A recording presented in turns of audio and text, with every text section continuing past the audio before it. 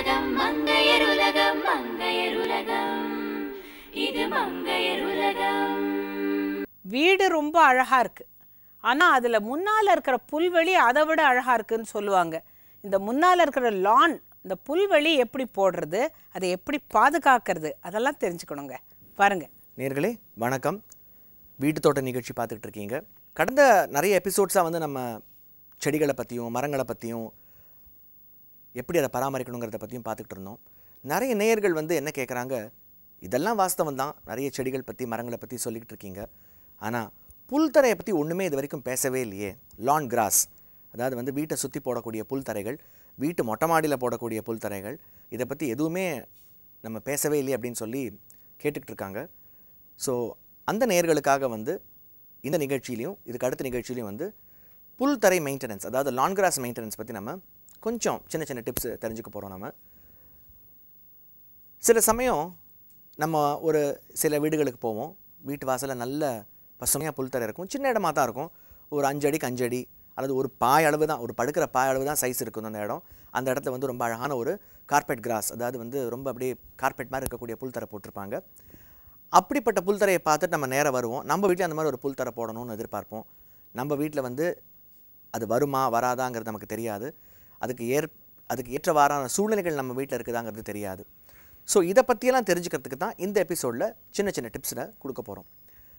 புல்தரையை பொறுத்த வரைக்கும் வந்து 2 விதமான புல் போடலாம். ஒன்று, வெயிலில் வளரக்கூடிய ஃபைன் கிராஸஸ், அதாவது வந்து அதோடைய புல்லுடைய அந்த இலைகள்லாம் வந்து ரொம்ப கூர்மையாகவும் ரொம்ப சின்னதாகவும் இருக்கும், அதுக்கு பேர் ஃபைன் கிராஸ்னு சொல்லுவோம் ஆங்கிலத்தில். நிழலில் மட்டுமே வளரக்கூடிய கோர்ஸ் கிராஸஸ், அதாவது இலைகள்லாம் வந்து கொஞ்சம் அகலமாக இருக்கும், அது நிழலில் மட்டும்தான் அந்த புல் வளரும். ரொம்ப வெயில் இந்த புல்லை போட்டோம் அப்படின்னாக்கா அந்த புல் கருகி போகிறதுக்கான வாய்ப்புகள் உண்டு. அதே மாதிரி ஃபைன் கிராஸஸ் நல்ல வெயில் இருக்கிற இடத்துல மட்டும்தான் வளரும். நிழல் பாங்கான இடங்களில் வந்து இந்த ஃபைன் கிராஸஸை போட்டோம் அப்படின்னாக்கா அது வளர்ச்சி ரொம்ப குன்றி போய் கொஞ்சம் நீளமாகி கார்பெட் மாதிரி ரொம்ப அப்படியே அடக்கமாக ரொம்ப டென்ஸாக இருக்கிறதுக்கு வாய்ப்புகள் கம்மி. முதல்ல அதனால் நம்ம வீட்டில் எப்படிப்பட்ட புல் நம்ம போட போகிறோங்கிறத முடிவு பண்ணிக்கணும். நம்ம வீட்டை சுற்றி நல்ல வெயில் இருக்குதுனாக்கா நம்ம தைரியமாக ஃபைன் கிராஸஸ்க்கு போகலாம். நம்ம வீட்டை சுற்றி வெயிலே கிடையாது, நிழல் தான் இருக்குதுன்னு சொன்னாக்கா கோர்ஸ் கிராஸஸ் அல்லது ஷேட் கிராஸுக்கு தான் நம்ம வந்து போகணும். சில பேர் சொல்லுவாங்க, எங்கள் வீட்டை சுற்றி நிழல் தாங்க இருக்குது, ஆனால் எனக்கு கண்டிப்பாக வந்து இந்த ஃபைன் கிராஸஸ் தான் வேணும், நல்ல அவங்க வீட்டில் பார்த்தேன்னா ரொம்ப அழகாக வளர்ந்துருச்சு, இது கார்பெட் மாதிரி வளர்ந்துருந்துச்சு அப்படின்வாங்க. அப்படிப்பட்ட ஒரு நிலையில் வந்து உங்கள் வீட்டை சுற்றி நிழல் இருக்குது, உங்களுக்கு ஃபைன் கிராஸ் தான் வேணும்னு சொன்னாக்கா மொட்டை மாடிகளில் மட்டும்தான் உங்கள் ஃபைன் கிராஸஸை போட முடியும். ஏன்னா ஃபைன் கிராஸ்க்கு வந்து ஓப்பன் சன்லைட், அதாவது வந்து நல்ல 100% வந்து வெளிச்சம் வரணும். சும்மா ஒரு மணி நேரம் வெளிச்சம் வருது, 2 மணி நேரம் வெயில் வருது, 3 மணி நேரம் வெயில் வருது அப்படின்னு சொல்லி இருக்கிற இடங்களில் வந்து ஃபைன் கிராஸஸ் நல்ல செழும்பாக அடர்த்தியாக மேட் மாதிரி வளராது. நல்ல வெயில், அதாவது காலையில் ஒரு 7:30 மணி 8 மணிலேருந்து தொடங்கி ஒரு சாயங்காலம் ஒரு 4:30 மணி வரைக்கும் நல்ல ஓப்பன் சன்லைட் எந்த இடங்களில் கிடைக்குதோ அந்த இடங்களில் மட்டும்தான் ஃபைன் கிராஸஸ் ரொம்ப நல்லா வளரும். இன்றைக்கி இருக்கிற சூழ்நிலைகளில் வந்து நமக்கு வந்து வீட்டை சுற்றி ஸ்பேஸ் ரொம்ப கம்மியாக இருக்குது. நிறைய பேர் அப்பார்ட்மெண்ட்ஸில் இருக்கோம், நம்ம வீட்டை சுற்றி ஸ்பேஸ் ரொம்ப கம்மியாக இருக்குது. அதனால் வந்து வெயில் படக்கூடிய இடங்கள் ரொம்ப ரொம்ப குறைச்சலாக இருக்கிறதுனால ஃபைன் கிராஸஸ் வந்து பெரிய பெரிய பங்களாக்கள்லையோ இல்லை ஹோட்டல்ஸ்லேயோ அல்லது விஸ்தாரமாக ஓப்பன் ஸ்பேசஸ் இருக்கிற இடங்களில் மட்டும்தான் போடுறாங்க. மற்ற எல்லா வீடு சுற்றியும் வந்து கோர்ஸ் கிராஸ் அதாவது ஷேட் கிராஸ் அப்படின்னு சொல்லப்பட நிழல் புல்லை தான் போடுறாங்க. சரி, இந்த கோர்ஸ் கிராஸ் ஃபைன் கிராஸ் எப்படி நம்ம வந்து இதை வந்து நடணும், எப்படி இதை வந்து பராமரிக்கணும்? முதல்ல வந்து இடத்த வந்து எந்த இடத்துல புல் போட போகிறோமோ அந்த இடத்த வந்து நம்ம ரெடி பண்ணணும். ஒருவேளை நம்ம வந்து மொட்டை மாடியில் போடுறோம், டெரஸ் கார்டனில் ஒரு காம்பனண்ட்டாக நம்ம அதை போடுறோம் அப்படின்னு சொன்னாக்க மொட்டை மாடியில் போடக்கூடிய புல்தரைக்கு மொட்டை மாடியில் இருக்கிற சிவில் கன்ஸ்ட்ரக்ஷன் ஒர்க் வந்து ரொம்ப பக்காவாக இருக்கணும். பிகாஸ் இந்த புல் எப்போதுமே வந்து தண்ணியை கொஞ்சம் இழுத்து தேக்கி வச்சுக்கக்கூடிய ஒரு தன்மை உண்டு. அதனால் வந்து உங்களுடைய பில்டிங்க்கோ உங்கள் சீலிங்க்கோ வந்து கசிவு ஏற்படாத வண்ணம் ஒரு நல்ல வாட்டர் ப்ரூஃபிங் நல்ல கான்க்ரீட்டை போட்டு தான் நீங்கள் வந்து புல்தரைகளை வந்து மேலே மொட்டை மாடிகளில் போட முடியும். அப்படிப்பட்ட ஒரு சூழ்நிலை இல்லை, பழைய கட்டடம் எங்களுக்கு அதெல்லாம் செய்ய முடியாதுனாக்கா மொட்டை மாடிகளில் தயவுசெய்து வந்து புல்தரைகள் போடக்கூடிய ஒரு ஆப்பர்ச்சுனிட்டியை கூட நீங்கள் வந்து தவிர்த்துக்கலாம். ஏன்னா உங்களுடைய கட்டடத்துக்கு வந்து அது பிரச்சனையாயிடும்.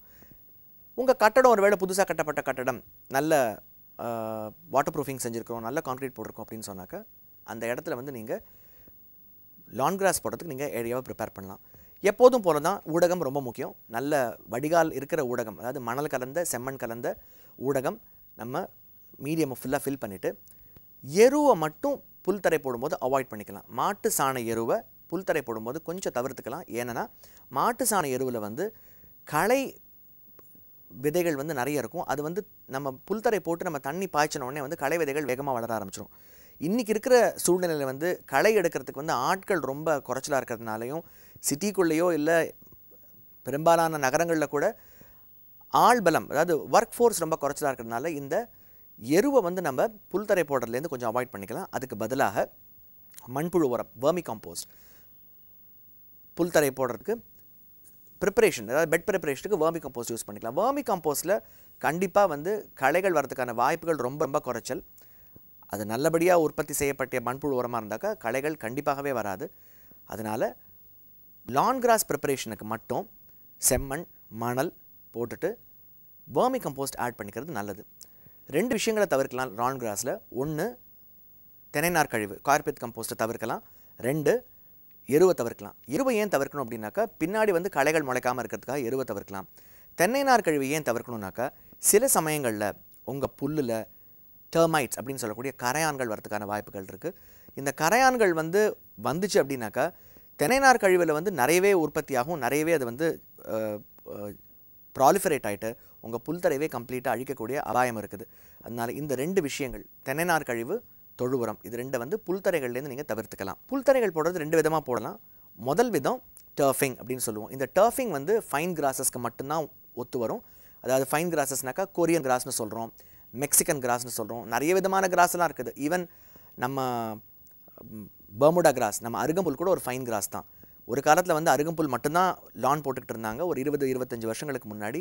அதுக்கப்புறம் நிறைய நாடுகள்லேருந்தும் நிறைய இடங்கள்லேருந்தும் வந்து இந்த கொரியன் கிராஸ், மெக்சிகன் கிராஸ் அந்த மாதிரிலாம் வரவழைச்சு இப்போ வந்து அந்த ஃபைன் கிராஸஸ் தான் ரொம்ப அற்புதமாக போட்டுக்கிட்டு இருக்காங்க எல்லாரும். இந்த ஃபைன் கிராஸஸை வந்து டர்ஃபிங் அப்படின்னு சொன்னாக்கா பத்தையாக எடுத்து அப்படியே ஓட்டலாம், அல்லது அதை பிரித்து நட்டு வளர்க்கலாம். பத்தையாக எடுத்து ஒட்டும் பொழுது ஒரே நாளில் கிராஸ் வேலை முடிஞ்சிடும், ஒரே நாளில் டர்ஃபிங் ஆகிடும், புல்தரை கிடச்சிரும். ஆனால் அந்த புல்தரை வந்து ஒரு இடத்துலேருந்து எடுத்து இன்னொரு இடத்துல வைக்கிறதுனால ஒரு வாரம் 10 நாளைக்கு கொஞ்சம் காஞ்சு போய் தான் எழுந்திருக்கும். புல்தரைகளை பொறுத்த வரைக்கும் நட்ட உடனேலேருந்து நிறைய தண்ணி பிடிக்கணும். மற்ற விஷயங்களுக்குலாம் சொல்கிறோம் நம்ம தண்ணி குறைச்சலாக பிடிச்சா போகிறோம், தண்ணி 3 நாளைக்கு ஒரு தடவை விட்டால் போகிறோம், 4 நாளைக்கு ஒரு தடவை விட்டால் போகிறோம் அப்படின்ட்டு. புல்தரைகளை பொறுத்த வரைக்கும் அது ஒத்து வராது. டெய்லி தண்ணி பிடிக்கணும். காலையில் ஒரு வேளையும் சாயங்காலம் ஒரு வேளையும் புல்தரைகளுக்கு தண்ணி பிடிச்சா மட்டும்தான் புல்தரைகள் செட்டில் ஆகும்.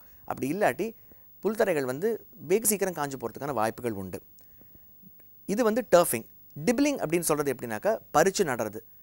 பறிச்சு நடுறது வந்து எப்போ வேணாலும் நம்ம வந்து ரெடி பண்ணிவிட்டு இடத்த ரெடி பண்ணிக்கிட்டு பறிச்சு நடலாம். பறிச்சு நட்டுட்டும் போதுமான அளவு நம்ம தண்ணி ஊற்றி அதை வளர்க்க வைக்கணும். பறிச்சு நடுற புல் வந்து வளர்கிறதுக்கு எப்படியும் ஒரு 2.5 மாதம் 3 மாதம் ஆகும்.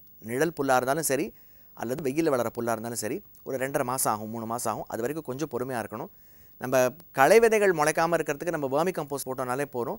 மெல்ல மெல்ல மெல்ல மெல்ல உங்கள் புல் வந்து வளர்ந்துட்டு இருக்கும்.